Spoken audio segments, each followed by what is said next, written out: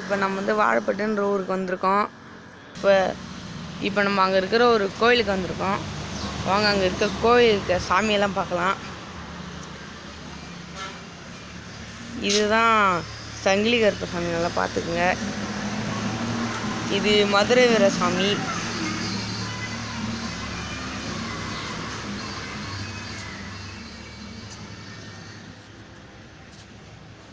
பார்த்துங்க காய்ஸ். இங்கே இங்கே 7 கன்னிமார்கள் இருக்கிறாங்க, பாருங்க.